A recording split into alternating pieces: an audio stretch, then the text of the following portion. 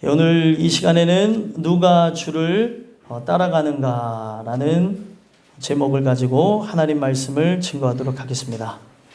여러분들이 읽으신 마가복음의 내용을 보시면 마가복음은 종으로 오신 그리스도에 대해서 유대인 그리스도인과 이방인 그리스도인들을 향해서 쓰여지게 됐는데, 쓰여진 이유가 다시 오실 주님을 기다리며 살아가야 될 그리스도인들이 환난과 박해로 인해서 마음이 연약해지고 다시 유대교로 돌아가야 되나 아니면은 예전의 삶으로 돌아가야 되나 고민하는 삶이 고난 때문에 생겼기 때문에, 그런 그들에게 우리를 위해서 종으로 오셔서 죽기까지 복종하신 그리스도의 그 은혜를 기억하라. 우리가 그 은혜에 거한다면은 끝까지 그 그리스도의 고난에, 그의 죽으심에 동참할 수 있을 것이다 라고 하는 이 그리스도인들에게 희망을 주기 위해서, 은혜를 주기 위해서 쓰여진 것이 마가복음입니다. 그래서 오늘 본문에도 보시면 마가복음에 예수님이 왜 오셨는지에 대해서 집중하고 있어요. 예수님이 오신 이유는 그들이 생각하는 현세적이고 영토적인 메시아, 이 땅에서의 삶을 안락하게 해주는 그런 분으로 오신 게 아니었다는 겁니다. 그래서 오늘 여러분들과 제가 이 레위를 부르시는 이 장면과, 그리고 그 레위의 집에 가서 식사하는 그 모습을 보며 사람들이 조롱했던 모습을 통해 과연 나는 그 예수님이 오신 목적에 부합하며 주님을 따라가는 존재가 맞는가 함께 살펴보셨으면 좋겠습니다. 제가 말씀을 이제 항상 전하면서 느끼고 삶을 살아가면서 체험하는 게 뭐냐면, 요즘처럼 사단이 또 마귀가 우리를 넘어뜨리려고 열심히 일하는 것을 본 적이 없는 것 같아요. 어린아이서부터 노년에 이른 모든 심령에 이르기까지 열심히 일을 합니다. 우리 교회에서 있는 그 사단의 역사는, 그 마귀의 역사는 너무 강력해서 우리 모든 이들에게 동시다발적으로 다 넘어뜨리려고 하는 것 같아요. 그런 상황 가운데 있을지라도 우리가 목자 되신 주님을 기억하며 내가 주님을 따라가는 그런 존재가 맞는가 함께 살펴보시면서 은혜를 나누는 귀한 시간이 되길 간절히 소망합니다. 누가 주를 따라가는가, 세 가지 겉면에 말씀을 드리고자 하는데요. 첫 번째, 누가 주님을 따라가는가? 가야 될 마음을 받은 자가 따라가게 된다는 거죠. 가야 될 것을 그 마음에 받은 자가 따라가게 된다는 겁니다. 그래서 말씀에 보시면 13절, 14절 보면은 예수님께서 바닷가에 나가심에 큰 무리가 나왔어요. 큰 무리가 나왔고 예수께서 그들을 가르치시는 일들이 이제 또다시 반복되어지고, 이제 가르치시고 지나가시다가 알페오의 아들 레위가 세간에 앉아 있는 것을 보셨다라고 얘기를 하고 있어요. 정말 신기한 것은 알페오의 아들 레위가 누군지 예수님은 바로 알아보셨다는 거죠.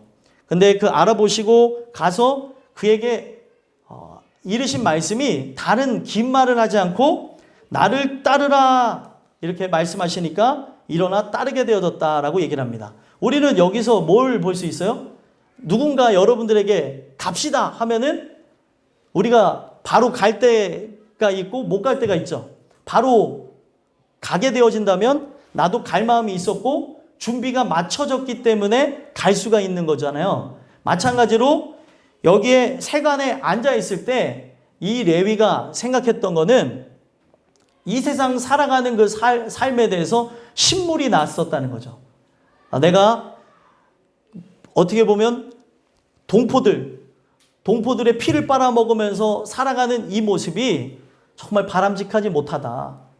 내가 그 로마의 지금 그 치하에 있는데 그 로마의 압제 속에 내가 로마에게 붙어가지고 로마에게 그 세금을 걷어서 줘야 되는 그것이 할당량이 있거든요. 그것만 걷어서 줄 수만 있다면 나머지 거는 다 이 레위의 것이 되어진다는 거죠. 그러니까 그렇게 하면서 남의 것을 이제 토설하고 그 많은 것들을 가져왔던 그것에 대해서 신물이 나기 시작했던 거예요. 도대체 인생이 뭐길래 내가 내 동포들에게 저런 고통을 주고 아픔을 주면서 이렇게 살아야 되는가? 돈이 전부인가? 명예가 전부인가? 권력이 전부인가? 우리가 갖고 있는 지식이 전부인가? 그 모든 것에 정말 열정적으로 살았고 열정적으로 이 세상에서 살아남으려고 하면 경쟁을 해야 되고 남을 죽여야 되고 하는 그런 사회의 쇠퇴 속에서 살아가다가 그가 느낀 게 뭐냐면 지친다는 거죠. 이제는 이런 삶으로부터 벗어나고 싶다. 왜 그런 일들이 그 안에서 일어났을까요? 하나님께서 그의 인생을 부르시기 때문에 그런 현상이 일어나는 겁니다. 여러분들과 저는 이 말씀을 통해서 느껴야 되는 게 뭐냐면 하나님이 구원하는 백성에게는 반드시 이와 같은 과정이 동일하게 이루어진다는 거예요. 가야 할 마음을, 따라가야 될 마음을 받은 자가 갈 수 있는 것이지 따라가야 될 그 마음 그리고 생각 그리고 그런 하나님의 뜻을 허락하시지 않는 자는 절대 갈 수가 없다는 거죠. 억지로 하는 것에는 반드시 문제가 생깁니다. 그래서 우리 모든 인생들이 교회 안에 몸은 와 있을 수 있는데 마음은 교회 바깥에 있을 수도 있고 또 교회 바깥에 있는 분들 중에서도 마음이 교회로 와 있는 분들이 있고 하나님께서는 인간하고 다르셔서 이것을 인간이 생각하는 기준으로 판단하지 않겠다고 얘기를 하셨습니다. 그렇다고 해서 이제부터 내가 마음이 교회에 있으니까 교회 나오지 말라는 얘기는 아니에요. 우리가 이 내용을 통해서 봐야 되는 게 무엇이냐면 과연 내 마음속에 정말 주님을 따라가고자 하는 그 마음을 주셨냐는 거죠. 하나님께서 이 마음을 모든 사람들에게 준다는 거예요. 교회 안에 분명히 청함을 받은 사람과 택함을 받은 사람이 있다고 성경은 증언해 주고 있습니다. 청함을 받은 사람은 몸까지는 와 있을 수 있는데 택함을 받은 사람처럼 마음이 모두 주님께 쏠려가지고 이제는 이 세상을 떠나서 주님이 인도하는 곳으로 바로 내가 주님의 양이라고 하는 걸 인식하고 나가는 그런 역사가 하나님의 은혜가 입혀지지 않은 자에게는 절대 일어날 수가 없다는 거예요. 택함을 받은 자에게만 일어난다는 겁니다. 그러면 오늘 우리 인생이 이 말씀 앞에 살펴볼 때 과연 나는 이 세상을 만족하며 그리고 이 세상을 사랑하며 이 세상에 속한 그 모든 것들을 누리기를 즐거워하며 살아가는 자인지 아니면 이 세상의 그 모든 것을 인간이 숨이 붙어 있고 그리고 내가 사용할 수 있는 그 모든 여건이 있어서 사용하면서 신물을 느끼는 것처럼 질리는 것처럼 이것에 대해서 공허함을 느끼는 것처럼 여러분들이 그것을 느끼고 있는가를 오늘 말씀을 통해서 살펴볼 때는 살펴볼 필요가 있다는 겁니다. 모든 사람들에게 일어나야 될 현상이라는 거죠. 그런데 이런 것이 일어나지를 않으니까 몸만 왔다 갔다 하는 그 부분에서도 내 마음이 없는 상태가 이러니까 몸이 오는 것도 우리가 점점 귀찮아지고 싫어지고 내가 바쁘거나 내가 원하는 거나 내가 즐거워하는 것이 있으면 몸도 오지 않게 된다는 거죠. 마음이 함께 가지 않는 것이라고 한다면 반드시 문제가 생겨나게 될 것이라는 겁니다. 여러분들은 어떻습니까? 지금 알페와 아이들 그 레위가 그 인생을 살아가면서 그 많은 부를 누렸다 할지라도 자기 안에 계속해서 찾아오는 그 공허함을 떨칠 수가 없어서 괴로워하고 고통받아 하고 있는 그때에 주님이 나를 따르라고 하니까 주님이 자기와 함께 가자고 하니까 뒤도 돌아보지 않고 갈 수가 있었다는 거예요. 여러분들은 뒤도 돌아보지 않고 갈 수가 있습니까? 가자고 할 때 집에 뭘 두고 온 것 같은데 집에다 뭘 이거 꼭 갖고 가야 되는데 잠깐만요 이거만 챙겨서 갈게요. 이런 마음이 들 수도 있고, 성경에는 우리 인생에 효라고 하는 거하고 연결을 지어서 장사만 지내고 가겠다고 하는 훌륭한, 오늘날로 평가하면 효자죠. 그 효자도 안 된다 그랬어요.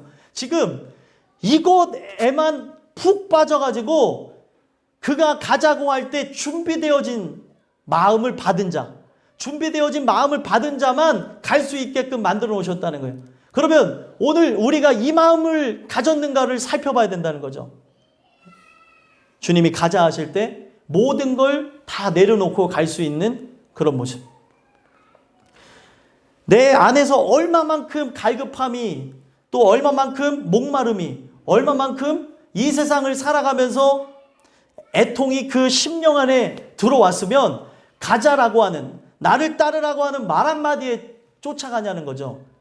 아무것도 물어보지도 않고 따지지도 않았고 계산하지 않고 나갔다는 거예요. 아니, 예를 들면은 어렸을 때 보면은 저희 아버지가 어딜 가자고 하는 일이 거의 없었지만, 가자고 하면, 어렸을 때 아기 때는 가자고 하면 무조건 따라갔는데, 머리가 크면 클수록 어떻게 해요? 자꾸 계산을 하는 거죠. 거기 누구 오신대? 그 누구 오신대라고 하는 걸 물어본 거는 용돈을 잘 주는 사람이에요. 용돈을 잘 주는 사람이 오는가 안 오는가에 따라서 갈 수도 있고 안 갈 수도 있고, 자꾸 그런 거를 계산한다는 거죠. 근데 오늘날 우리 인생이 진짜 이 안에 주권이 무너진 상태, 그리고 내 안에 그 공고함과 내 안에 하나님의 만지심의 역사가 없다면 가기는 갈 건데, 이제 지식으로 들어와서 알아요. 가긴 가야 되는 걸 알아요. 우리가 예수를 믿는 이유가 뭐예요? 천국 가야 되는 건 알아요. 근데 천국을 가긴 가야 되는데 이 세상에서 내가 하고 싶은 것, 그리고 되고 싶은 것, 그리고 갖고 싶은 것, 그 많은 것들이 있거든요. 이런 것들을 함께 이루면서 가면 안 되는가라는 생각을 갖는다는 거죠. 아직까지 덜 갈급한 거고, 아직까지 내 영혼이 지금 하나님의 그 만지심 가운데 주님을 따라가야지라는 생각이 가득 차 있지 않기 때문에 고민하고, 그리고 오늘도 괴로워할 것도 아닌데 막 괴로워한다니까요. 의식이 뚜렷하면은, 목표가 뚜렷하면은 고민할 필요가 없죠. 그렇죠. 근데 의식이 뚜렷하지 않은 채 움직이는 모든 거에는 계속되어지는 여러 가지 생각이 들어온다는 거죠. 예를 들면 마트만 가봐도 알아요. 마트에 뭘 사러 갈 거라는 목표의식이 딱 갔다고 한들 거기서 자꾸 뭐가 더 사게 되어지는데, 의식 없이 그냥 마트 가야겠다고 하면은 이것저것 다 담는다는 거죠. 안 담으시나 봐요. 네, 이것도 담고 저것도 담고 이것도 먹어야 될 것 같고 하면서, 마음이 없이 갔을 때는 그런 것들이 눈에 보여지는 대로, 우리는 연약하잖아요. 안목의 정욕이라는 것이 육신을 갖고 있는 나날 동안 자동적으로 발동되어지는 거예요. 그러면은 좋아하는 그런 옷을 볼 수도 있고, 신발을 볼 수도 있고, 맛있는 그 반찬거리를 볼 수도 있고, 이것저것 보게 되어지면 내가 분명히 예상하지 않았던 것도 살 수 있다는 거죠. 근데 예상하지도 않고 그냥 가게 되어지면 오히려 더 소비하게 되는 걸 보게 된다는 거죠. 오늘날 우리가 여기서 나를 따르라고 할 때 따라갈 수 있는 이거는 한 마음만 갖게 되어졌다는 거예요. 한 마음. 다른 여러 가지 분산되어진 마음에서 이제는 저 위대하신 분, 메시아라고 하는 저 분과 함께 가고 싶다고 하는 생각만 있는 거죠. 이제는 내가 이 세상에 이런 삶으로 살고 싶지 않다는 그런 마음으로 가득 차게 되는 거예요. 누가 갈 수 있겠습니까? 바로 이런 현상이 은혜를 통해서 이루어지는 자에게 주님께서 말씀 가운데 여러분들에게 인격적으로 부르실 거예요. 가자. 나와 함께 가자. 나를 따르라 라고 할 때 여러분들과 저는 반드시 그분을 따라가게 되는 역사가 있을 것이라 믿습니다. 저는 이걸 놓고 우리는 기도해야 될 필요가 있습니다. 오늘날 생각을 분산시키고 생각을 하나로 뭉칠 수 없게끔 사단이 역사를 하고 있어요. 오직 말씀 듣는 거에 우리가 전념하고, 그리고 다른 것에 우리가 생각을 빼앗기면 안 되는 것임에도 불구하고 한 가지만 족하됐어요. 한 가지만. 두 가지가 필요가 없어. 한 가지. 뭐요? 주님 발 아래 말씀 듣는 것. 내가 이제는 이 세상으로부터 떠나가야겠다는 그 생각으로 가득 차 있으면 내 부모도, 내 자녀도, 내 이웃도, 내 앞에 그 필요한 모든 것도 보지 않는다는 거죠. 근데 오늘날 많은 사람들이 자꾸 내 눈앞에 펼쳐져 있는 썩어질 것을 비춰주는 사단에게 속아가지고 결국에 그것 때문에 오지를 못하고 따라가지를 못하게 된다는 거예요. 여러분들과 저는 주님이 나를 따르라고 여러분들을 콜링하실 때, 부르실 때 일어나 뒤도 돌아보지 않고 따라갈 수 있는 그런 은혜가 입혀지게 되기를 간절히 소망합니다. 누가 주를 따라가는가? 두 번째로 보면은 병든 자가 따라가게 된다는 거예요. 병든 자라고 하는 거는 만약에 어떤 측면에서 이거를 봐야 되냐면 내가 돈을 충분히 갖고 있어요. 예를 들면 돈을 충분히 갖고 있다고 하면은 전국에 그 어떤 병원도 못 고치는데 일본에 내가 지금 앓고 있는 희귀병을 고칠 수 있다고 하면 가서 고칩니까? 안 고칩니까? 고치죠. 누가 가지 말라고 그래도 간다는 거죠. 아, 일본에 가게 되면 나는 돈도 충분하니까 고칠 수 있어 하면서 오히려 기뻐하는 그런 생각을 갖고 간다고 하는 것입니다. 실제로 일본에 그런 기계가 있대요. 그 기계가 있어서 어떠한 암도 치유할 수 있는 걸 개발했다고 합니다. 근데 그거는 이제 돈이 없어서 치료를 못 받는 게 아니라 돈은 많아도 순번이 돌아오지 않아서 치유를 못 받는다고 그러더라고요. 근데 가치가 어느 정도인지 여러분들이 매겨보시면 얼마 정도 될까요? 모든 병을 치유할 수 있는 기계가 있다고 하면 엄청나겠죠? 네. 그래서 뭐 유명한 사람들서부터 거기에 뭐 희귀병 걸려 있는 사람들 다 예약되어졌다고 하는 제 기사를 봤어요. 고칠 수 있대요. 거기 가면. 근데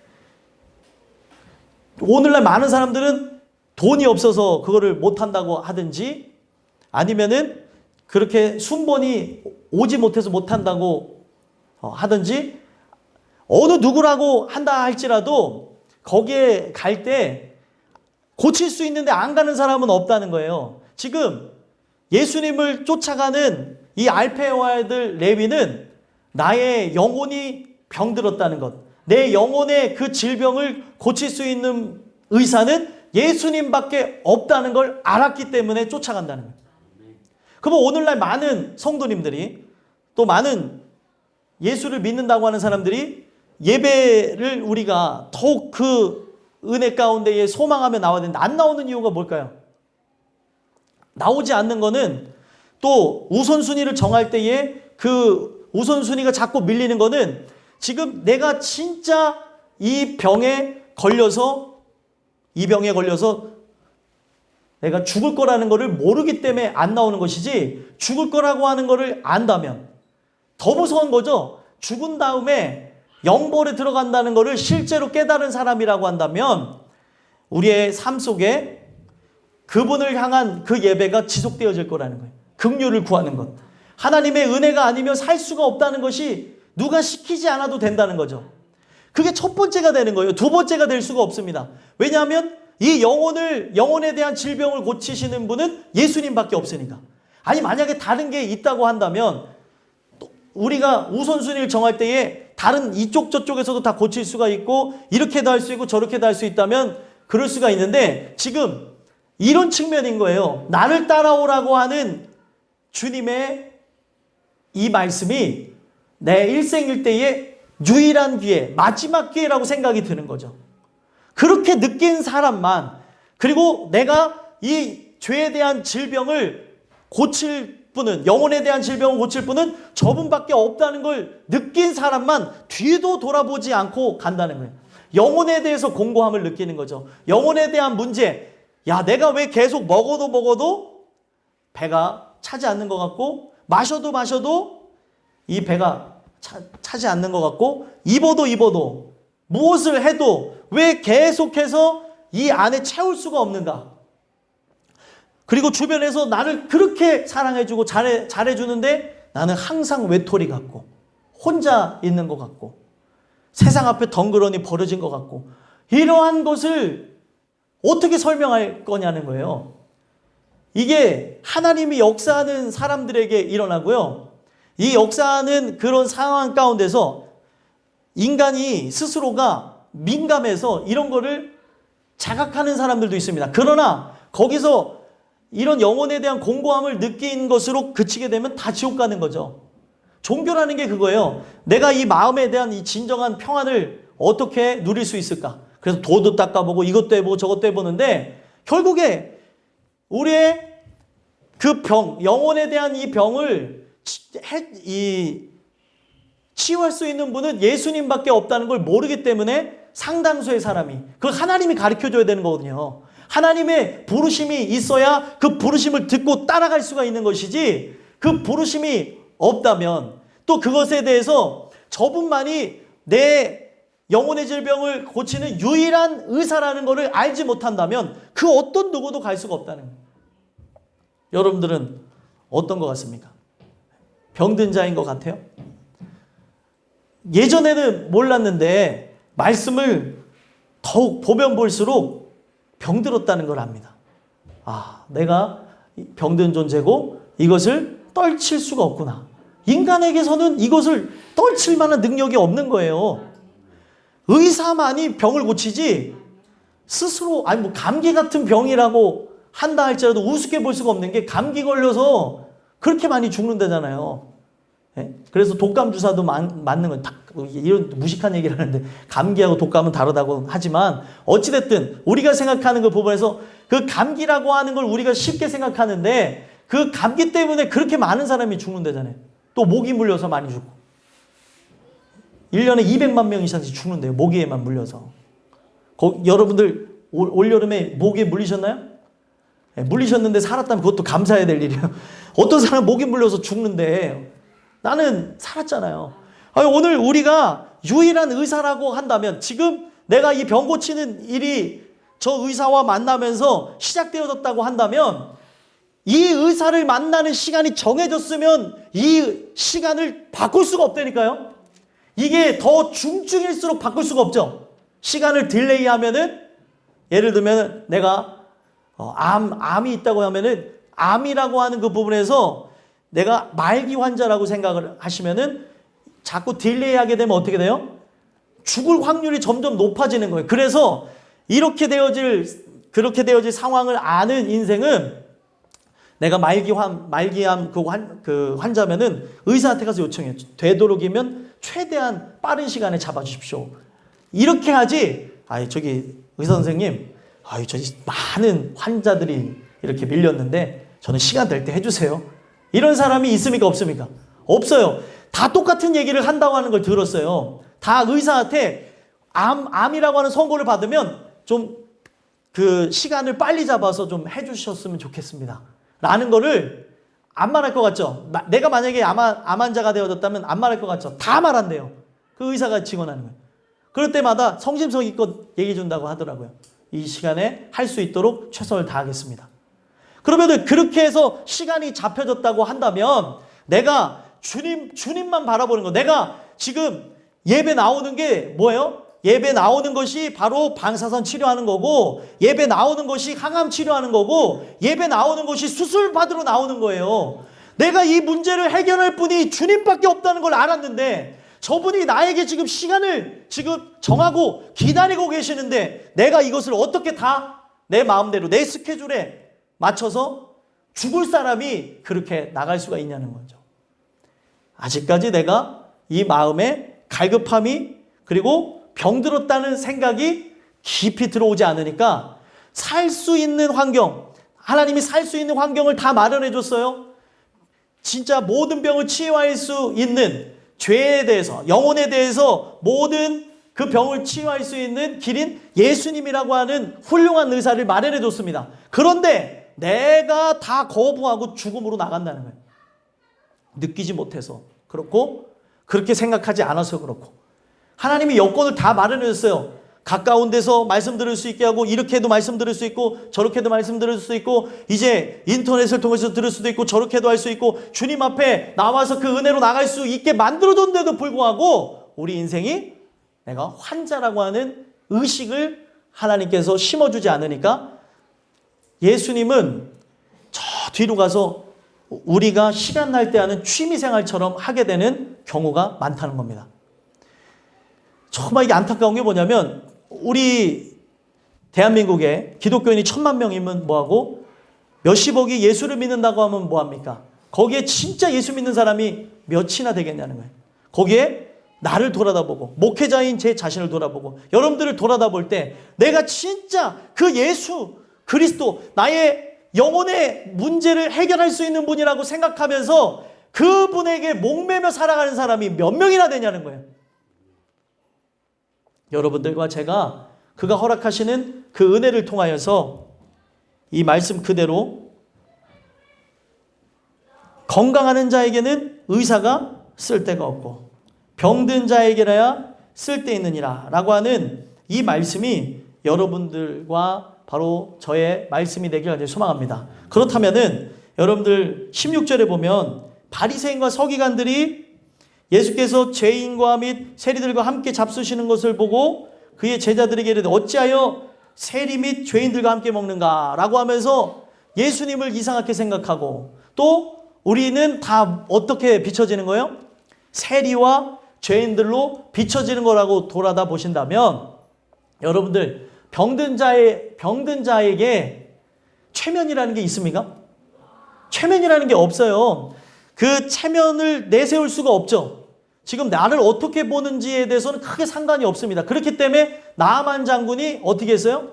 나아만 장군이 저 요단강물에 가서 7번 씻으라고 할 때 자기의 모든 그 관직을 내려놓고 그냥 병자의 모습을 가지고 사람들이 나를 어떻게 보든 저 사람 지금 옷을 벗고 저 구정물에 들어가서 씻네 마네 한다 할지라도 말씀이 그와 함께 하니까 바로 그 말씀이 나를 살릴 걸 믿으니까 그 물에 들어갔다는 겁니다. 오늘 여러분들과 제가 이걸 통해서 봐야 되는 게 이런 현상들이 모든 이들에게 일어나야 되는 거예요. 병든 자에게만 예수님이 필요합니다. 여러분들과 저는 병이 들었을까요? 안 들었을까요?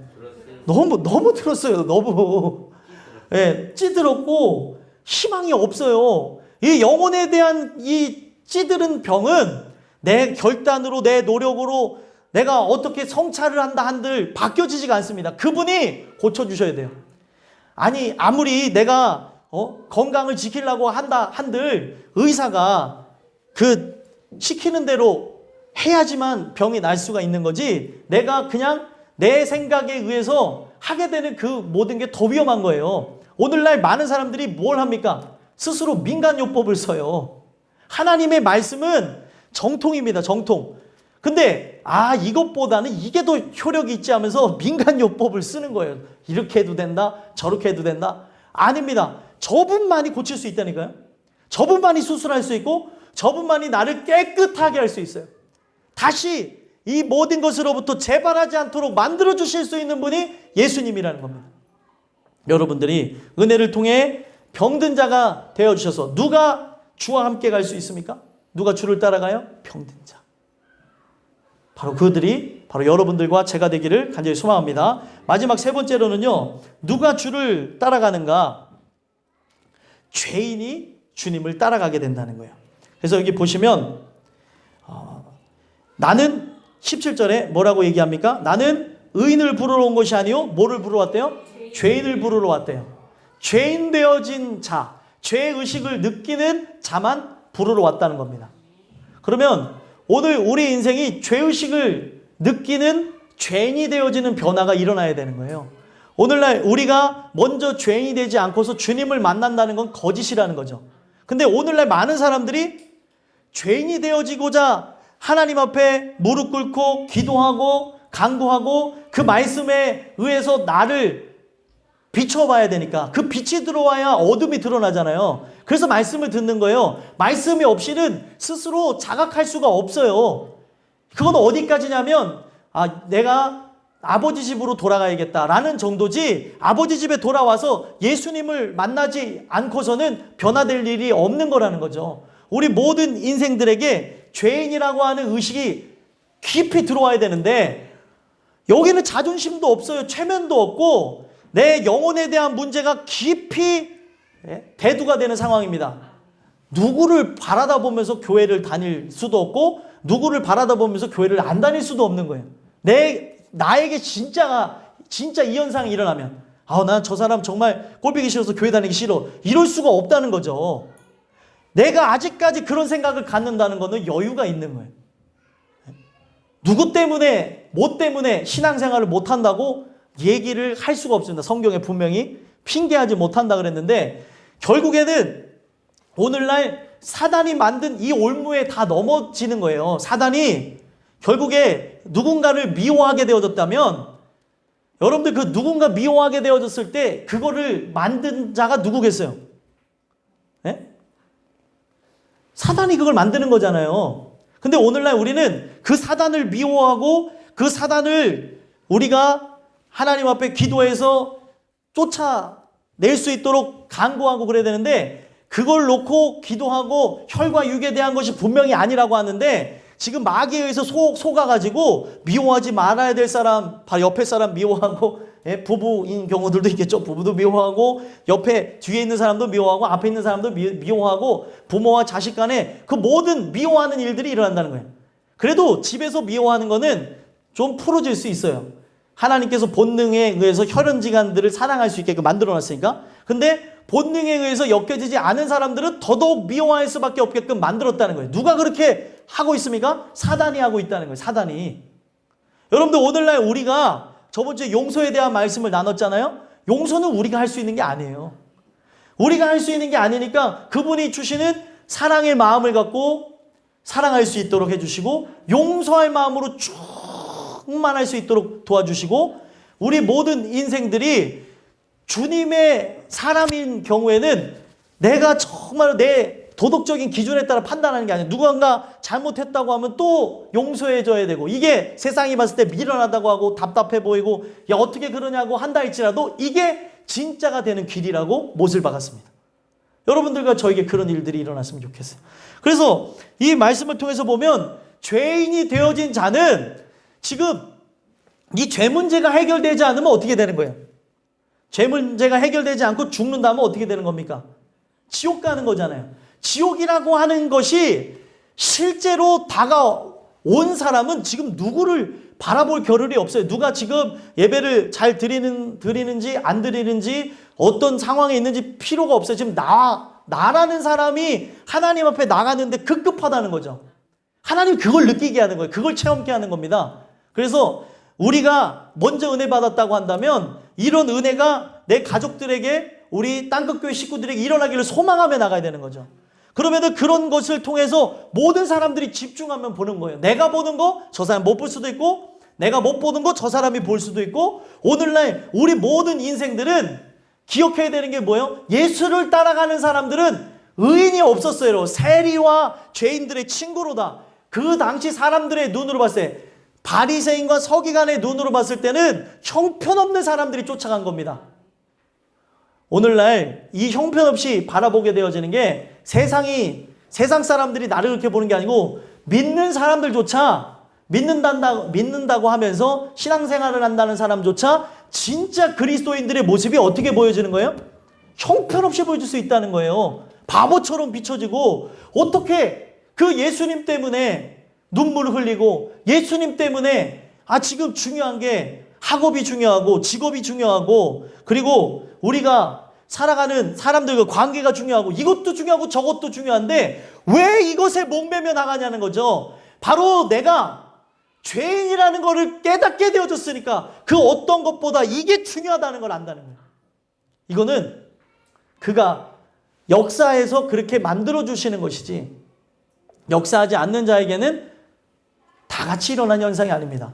분명히 예수님이 오셨을 때 예수님이 이 땅에 오셨을 때 그 예수님의 그 오심에 대해서 천사들이 얘기하는 게 무엇입니까? 천사들이 막 그 얘기하는 것이 마태복음에서도 얘기하고 누가복음에서도 얘기를 하는데 그 누가복음 보시면은 천사들을 통해서 얘기되어지는 게 뭐예요? 목자와 그 천사가 만나서 얘기할 때에 어떤 얘기를 하게 되어집니까? 지극히 높은 곳에서는 하나님께 영광이요, 땅에서는 하나님이 기뻐하신 사람들 중에 평화로다. 기뻐하신 사람들 중에 평화가 임하는 거예요. 기뻐했다는 것은, 하나님 기뻐했다는 것은 예정되어진 자가 있는 거예요. 그 예정되어진 자에게만, 죄인이 되어진 자에게만 평화가 뭔지를 아는 거죠. 아, 내가 죄인이 되어져서 이 죄 때문에 죽을 존재가 되어졌고, 죄 때문에 일어나는 내 마음의 전쟁, 이 고통의 전쟁을 어떻게 해결해야 될까 하면서 고민하던 사람들이, 만약에 여러분들이라고 한다면 그 예수님을 통해서 그 마음속에 전쟁이 사라져 버렸어요. 고통이 사라져 버렸어요. 그러면 평화가 임하는 거예요. 근데 이게 누구에게 일어납니까? 죄인들에게 일어난다는 거죠. 모든 사람들에게 일어나는 게 아닙니다. 그렇죠? 예수님이 이 땅에 오셨을 때, 이 땅에 오시는 부분에서 깨어있는 자들이 있었어요. 그 목자들이 그랬고, 그리고 시므온이 그랬고, 안나가 그랬고, 그리고 여러분들이 잘 아는 마리아가 그랬고, 그들은 그때 당시에 예수님을 온전하게 기다렸던 자였다는 거죠. 그래서 예수님이 바로 죄에서 구원하기 위해서 왔다는 것을 믿었기 때문에 기뻐했다는 거예요. 죄 문제로 인해서 고통 받아봐야만 바로 예수님이 나의 죄 문제를 해결했을 때 그게 얼마나 기쁜지를 안다는 거예요. 근데 내가 죄인이 되어보지를 않으니까 이것에 대해서 얼마나 큰 고통이 따르는지를 모른다는 거죠. 이게 나의 삶에 계속 고통이 되어지고 괴로움이 되어지고 아픔이 되어지는데, 죄인이라고 하는 그 인식은 어린아이서부터 노년에 이르기까지 다 가질 수 있습니다. 근데 그게 육체적인 인식이 있고 하나님께서 실제로 깨닫게 한 게 있어요. 학습에 의해서 죄인이라고 하는 인식을 모두가 할 수 있죠. 근데 학습에 의해서 되어진 것과 실제로 되어진 것의 차이가 뭐냐면, 실제가 되어진 거는 내 안에 모든 감정을 느끼는 거예요.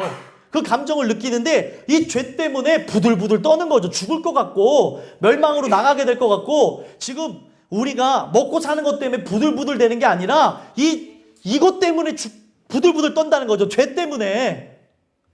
아, 이 죄 문제가 해결되지 않고 죽는다면은 영원한 멸망으로 가는구나. 이것 때문에 부들부들 떠는 현상이 일어난다는 거예요. 이게 실제가 되어진 사람들이 내 마음에서 진짜 이런 일이 일어나는데 그 분을 안 찾을 리가 있겠냐는 거죠.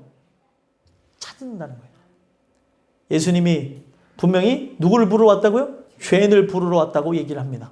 여러분들과 제가 은혜를 통해 죄인으로 변화되는 놀라운 역사가 있게 되기 간절히 소망합니다. 그래서 죄인을 부르러 왔다는 것, 죄인이 무엇인가에 대해서 18절에서부터 22절까지 내용을 보면, 지금 예수님의 제자들은 먹고 마시고 있고 요한의 제자들은 금식하고 있는 그 장면들을 보면서 바리새인과 서기관이 그거를 가지고 율법적으로 손가락질하고 있습니다. 율법이 통용이 되어질 때가 있고 율법으로 보지 말아야 될 때가 있어요. 분명히. 그렇죠? 근데 지금 율법의 잣대를 보고 신랑이 와서 지금 우리를 구원하러 예수님께서 하늘 보좌를 버리고 와서 나를 부르러 오셨는데 죄인을 위하여서 잔치가 배설되어졌는데 이것보다 더 기쁜 일이 어딨냐는 거죠. 그래서 좀 기뻐하는 이 모습을 율법적인 사람들의 눈에서는 기뻐하는 현상으로 보이지가 않는 거예요. 한 사람이 돌아오는 게 진짜 기쁜 일이라니까요. 진짜 하나님의 사람으로 바뀌어지는 거예요. 그냥 코에 걸면 코걸이, 귀에 걸면 귀걸이, 액세서리처럼 그런 우리가 예수를 생각하는 거 말고요. 우리 모든 이들이 실제에 의해서 그 안에 예수님을 생각하는 그 부분들 안에서부터 변화가 일어나는 거예요. 영이 변화되고 혼이 변화되고 육이 변화되기 때문에 육적인 삶에서 도덕적으로 윤리적으로 모든 사람에게까지 인정받는 모습이 되려고 하면은 오랜 시간이 걸립니다. 영혼이 변하는 게 쉬운 게 아니에요. 근데 종교는 뭐냐면 육을 변화시키잖아요. 많이 참으십시오. 참기 힘들다면 오늘 화내셔도 됩니다. 당신은 충분히 참았으니까. 막 이런 얘기하면 막 이러면 사람들이 좋아하더라고요. 다 쓸데없는 얘기예요. 다 쓸데없는 얘기. 육체적으로 내 마음에 잠깐적으로 희열을 느끼게 하고 그리고 잠깐적으로 안식을 주는지는 모르겠어요. 근데 그게 영원한 안식하고는 전혀 상관이 없다는 거죠.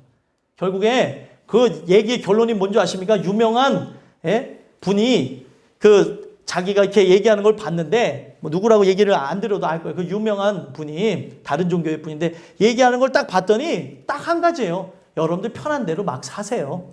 네. 그러면 됩니다. 성경에는 내 마음대로 살라는 얘기가 없어요.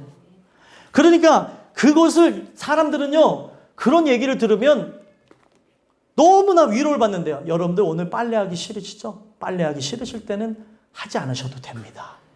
그러면은 빨래하는 것 때문에 지쳤던 사람들이 맞아 이거야 이런다는 거죠. 여러분 밥 먹기 귀찮으세요? 오늘은 밖에 나가서 외식하셔도 좋습니다. 그러면 야 맞아 이게 나를 기쁘게 하는 소리. 야 이런 거에 우리가 아니 그렇잖아요. 이런 게 사람들이 내가 가려운 데를 긁어주면 시원한 거하고 똑같아요. 여러분들 살면서 많이 힘드셨죠? 오늘은 짜증 부려도 좋습니다. 그러면은 막 짜증내고 오늘 신난다. 막 아니 진짜 이런다니까 여러분들. 오늘 막 기분 나쁘네. 기분 나쁘니까 기분 나쁘고 어떻게 그러지? 단 게 땡기네. 단 거 엄청 먹자고 막 단 거 막 먹고 뭘 먹. 이거는 다 육체적인 거예요. 저도 그럴 때가 있어요. 오늘은 이거 안 되겠는데 스트레스 받으니까 뭐 먹어야지. 그러면 몸이 부응하는 거예요. 이렇게. 몸의 부응은 끊임이 없어요. 이 모든 게 다 지금 사단에 의해서 우리에게 진짜 바라봐야 될 걸 못 보게 하고 지금 이 세속적인 것에 바라보게 되어지고 위로받게 하려고 그러고 풀라고 하고 이렇게 하고 있는데 성경은 그렇게 얘기를 하고 있지 않다는 거예요. 예수님은 너네들이 내가 찾는 양이냐 내가 찾는 죄인이냐 죄인이라고 한다면 죄인이라고 하는 걸 너희들이 느낀다면 자기를 따라올 수밖에 없다는 거예요. 그래서 여기서 이제 보시면 21절 22절이 중요하죠. 21절 한 절 읽어보겠습니다. 읽겠습니다. 시작.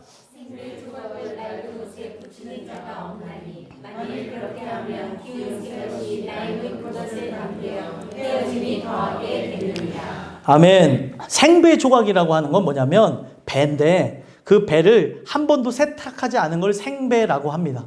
그러면은 이 생배의 특성은 뭐냐면 세탁을 하면은 쪼그라드는 게 있어요. 쫙 배옷 입어보셨어요? 쫙 쪼그라드는 그게 있는데 여기서 얘기하고 있는 게 뭐냐면 낡은 옷을 만약에 내가 낡은 옷을 가지고 있고 생배 조각을 붙여서 그 여기 구멍이 났든지 헤어졌든지 기우게 되어지면 생배에 있는 그 뭐가 있을까요? 그 안에 생명의 기운이 낡은 걸 뜯어버린다는 거예요. 그래서 여기서 얘기하고 있는 게 생배라고 하는 건 예수님을 얘기하는 거예요. 예수님 안에 생명의 기운이 과거의 생각에 사로잡혀 있고 율법주의에 사로잡혀 있고 오늘도 내 생각에 따라서 살아가는 사람들과 만나게 되면은 그 예수님 안에 있는 생명의 기운이 이걸 뜯어버린다는 거예요. 오늘날 근데 많은 사람들이 어떻게 합니까? 율법과 복음을 섞어버리죠. 율법이라고 하는 걸 어렵게 생각하지 마세요. 내가 뭘 해야 된다는 게 율법일 수 있습니다. 내가 한다면 그분에 의해서 하는 거죠. 내가 하는 게 아니에요. 근데 자꾸 내가 이렇게 해야 하나님이 나를 굽어 살펴주시, 이렇게 해야 이쁘게 보지. 우리가 무엇을 해야 바뀌어지는 게 아니라는 거죠. 아브라함은요, 우리랑 똑같은 존재였어요. 근데 하나님께서 은혜를 베풀어 주시니까 저 하늘에 떠 있는 그 무수한 별들을 보고 믿게끔 되어진 역사가 있었습니다. 그거를 의로 여기시면서 그를 바꿔가는 그 인생의 역사를 쭉 펼쳐놓은 게 그 창세기 12장에서부터 25장까지의 내용이라는 거죠. 거기 내용을 쭉 보게 되면은 아브라함이 얼마나 믿음이 없었던 사람이고 자기를 위해서 아내를 누이라고 하면서 어떻게 했습니까? 위기를 모면했던 사람이에요. 살라고. 이쁜 여자 데리고 다니다가 보면은 예전에는 너가 이쁜 여자 됐구나 하면서 막 칼로 막 죽이고 그러니까 내 동생이라고. 아유 내 동생이니까 소개해드리겠습니다. 이러고 살았던 게 아브라함이었다는 거죠. 근데 그 아브라함을 하나님께서 놀랍게 바꾸시는 역사가 창세기 기록되어졌잖아요. 그리고 아브라함과 같이 이삭도 그런 존재였고 또 야곱도 그런 존재였는데 야곱은 더 심했죠. 그 심한 야곱, 그냥 이 세상에 그 썩어질 것을 사랑하면서 나갔던 그 야곱을 어떻게 했습니까? 이스라엘로 바꾸셨던 그 위대한 하나님을 오늘 기억하라는 거예요. 찾으라는 거예요. 그 하나님을 찾는 자가 그 하나님을 만남으로 이런 변화를 겪게 될 거라는 걸 얘기하고 있는 겁니다. 근데 오늘날 우리가 자꾸 내가 뭔가를 해야 된다고 생각을 하는 거죠. 내가 뭘 하고. 내가 열심히 해야지. 노력해야지. 이 얘기를 오해하지 말고 들으세요. 그 분에 의해서 열심을 가지셔야 되고 그 분에 의해서 하는 것이기에 내가 한 것이 없고 그분이 다 하셨다는 것으로 나가는 겁니다. 근데 오늘날 많은 사람들이 예전에 전통적인 거를 그대로 갖고 나가는 거예요. 21절에 나와져 있는 대로 보면은 낡은 옷에 붙이는 자가 없다고 얘기를 하고 있어요. 근데 낡은 옷, 옛날에 갖고 있었던 캐캐 묵은 생각, 그리고 예전에 들었던 잘못되어진 그 말씀에 대한 추억, 그리고 나의 고집, 아집, 이거에 섞어서 지금 내 하나님을 만들어버리는 거예요. 거기 아래다가 예수를 붙여버린 겁니다. 나라고 하는 존재는 죽어짐이 없이 나라는 존재가 살아가지고 예수를 붙였으니 오늘날 이렇게도 싸우고 저렇게도 싸우고 무언가만 안 되게 되어지면은 하나님을 원망하고 욕하고 하나님이 언제 여러분들의 삶을 부유하게 해준다고 한 적이 어디 있어요? 이 세상에서 형통이라고 하는 그 의미는 하나님의 뜻이 고통 중에도 이루어진다는 것이지 사람들이 봤을 때에 칭송받는 자가 되게 해준다고 한 것이 어디냐는 거예요. 요셉이 꾼 꿈조차 우리가 바로 봐야 되는 게 요셉은 총리를 꿈꿨던 적이 한 번도 없음에도 불구하고 오늘날 많은 사람들이 그 위대한 꿈을 꿔라. 그러면 그 원대한 꿈을 이뤄줄 거라고 생각하면서 살아가고 있고 내가 계획한 거 이루어지지 않으면 하나님 원망하고 욕하고 하나님이 그런 하나님이냐는 거예요. 절대 아니라는 거죠. 성경에 그렇게 적혀진 바가 없는데 내가 보고 싶은 대로 생각하고 싶은 대로 내가 말하고 싶은 대로 내가 의지하고 싶은 대로 그렇게 나가는 거예요. 이러한 생각을 그대로 나가고 있다면 내가 죄인이라고 하는 그런 죄의식이 들어오지 않은 상태로 예전에 내 모습 그대로 의롭다고 하는 것, 그래도 나한테는 열심히 있지, 나에게는 그래도 이런 장점이 있지 하면서 나를 주장하는 이런 사람들에게는 예수님이라고 하는 그 독생자 안에 있는 생명의 기운이 우리를 다 해체해버리게 만들어버리신다고 얘기하는 겁니다. 헤어짐이 더하게 된다는 거죠. 여러분들과 저는 어떻습니까? 여기서 얘기하는 생배 조각에 붙일 수 있는 자는 새로워지는 존재인데 그게 우리가 생각하는 특별한 존재가 아니라 죄인이 되어지는 것을 의미하고 있다는 거예요. 죄인이 되어져야지만 거기에 생명의 그 기운이 충만한 그 예수 그리스도의 우리를 살리고도 남는 그 입의 기운으로 살릴 자를 살리고 죽일 자를 죽인다고 하는 그의 역사로 여러분들과 제가 산다는 거예요. 이것이 진짜 죄인들에게 일어난 현상이라는 거죠.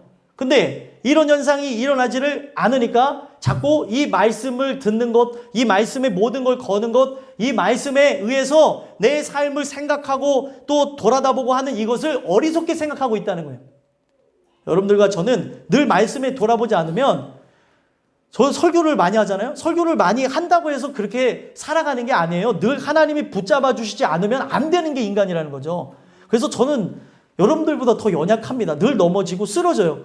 그런데 감사한 게 뭐냐면 이런 것 때문에 주님을 의지하니까 여기서 나를 드러내고 만약에 제가 이렇습니다라고 한다면 가짜겠죠. 우리 모두가. 근데 이런 나를 바꿀 수 있는 분은 주님밖에 없어서 긍휼을 구한다니까요. 제가 그렇게 하나님께서 만짐을 통해서 오늘 연약한 삶을 비춰주심으로 하나님 나에게 오늘도 긍휼을 주셔야 삽니다. 이거에 모든 걸 걸고 나가는 역사가 일어난다면 여러분들도 함께 그런 역사가 일어나야 된다는 거예요. 이거는요, 나의 하나님, 저만의 하나님을 전하는 게 아니라 우리 하나님에 대해서 얘기하는 거예요. 성경에 나와져 있는 그 하나님이 이와 같으시다는 겁니다. 성경에 있는 하나님을 저는 믿어요. 내 하나님이 아니에요, 여러분들. 네 하나님은 이렇고 내 하나님 이러면서 이렇게 얘기할 게 아니라는 거예요. 성경에 있는 부분을 보고 우리가 내 생각을 버려버려야 된다는 거죠. 오늘 여러분들과 저는 그 은혜를 통해서 그런 역사가 있었으면 좋겠고요. 마지막 22절 읽어보겠습니다. 읽겠습니다. 시작. 새 포도주를 낡은 가죽부대에 넣은 자가 없나니 만일 그렇게 하면 새 포도주가 부대를 터뜨려 포도주와 부대를 버리게 되리라. 오직 새 포도주는 새 부대에 넣으리라 하시니라. 아멘. 새 포도주를 어디다가 넣는다고 합니까? 새 부대에 넣는다 그러잖아요. 이게 어디서부터 온 거냐면 17절에서부터 쭉 온 거예요. 죄인을 부르러 왔다 그랬잖아요. 죄인이 그건 뭐예요? 바로 그 새로운 새로운 그 생배를 이제 준비하게 되어진 자가 죄인이고, 또 이어서 간 게 뭐예요? 새 부대가 죄인을 얘기하고 있다는 거예요. 다른 개념이 아니죠.